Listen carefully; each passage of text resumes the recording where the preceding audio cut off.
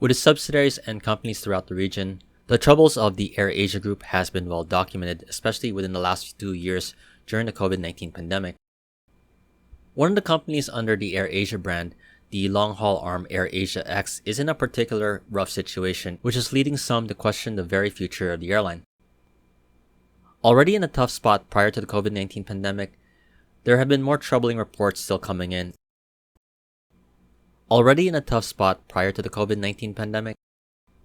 AirAsia X reported a record quarterly loss of around 24.6 billion Malaysian ringgit. While this figure released by AirAsia X has not been audited yet, the troubling part that is raising concerns over this is that compared to the same quarterly period during 2020, the losses during the second quarter of this year were 8 times compared to the year prior.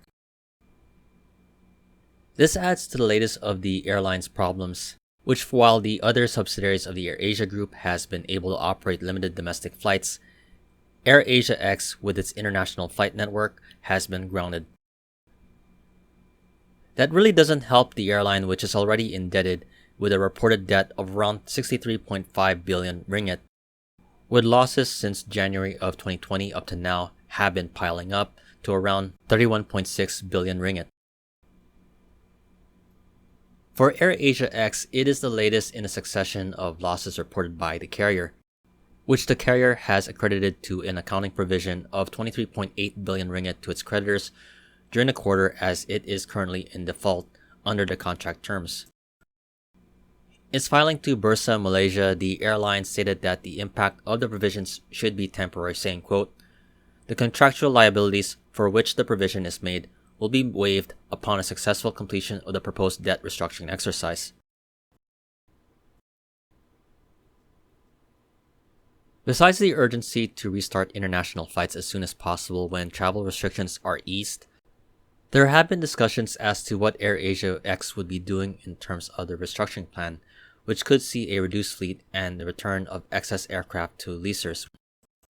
This, along with shareholder approval received in June to raise up to 500 million ringgit in equity funding, are efforts to keep the airline's business afloat. A reported 14 creditors such as the likes of Malaysia Airports, Airbus, and several leasing companies could stand to make losses as a result of the restructuring plans. As an important side note, Malaysia Airports is the main operators of the Kuala Lumpur International Airport. At present, there are still talks ongoing between the creditors and AirAsia X, which could see a settlement of the 63.5 billion Malaysian ringgit debt down to a round of a settlement of 200 million Malaysian ringgit. With negotiations still ongoing, the airline was originally mandated to have a creditor meeting this month. Though recently in mid-September, the Malaysian High Court granted an extension to AirAsia X to hold a creditor meeting by March 2022. In the decision made by Judicial Commissioner Ong Chi Kwan, the court noted its concerns regarding the ability of AirAsia X to revive its financial health, saying, quote, "It is contended that AirAsia X has failed to demonstrate that it is viable, feasible, or workable to turn the financial predicaments of the company around. This is because there is no certainty of fresh injection of capital or entry of a white knight to facilitate the survival of AirAsia X."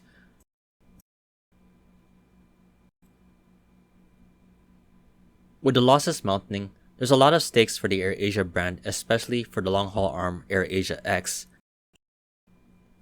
Though with the negotiations, there's a lot at stake for the creditors, especially the likes of Airbus, which has been a main provider of aircraft for AirAsia Group. While there are valid concerns of the issues with AirAsia and its ability to keep its financial health, the companies and the creditors that are involved with the situation probably do not want to alienate the AirAsia Group, which adds more tension and complications for the current situation. In the meantime, as I've stated before in other videos related to other airlines in their situations right now, a big help for AirAsia X could come in the easing of international travel restrictions, a market it based its business model on, which it has been held back from. I definitely hope you enjoyed this video. If you liked it, please like, comment, share, and subscribe. This has been Flights in Asia, highlighting the news and updates from the aviation and travel scene in the Asia Pacific. Thank you for watching and have a great day.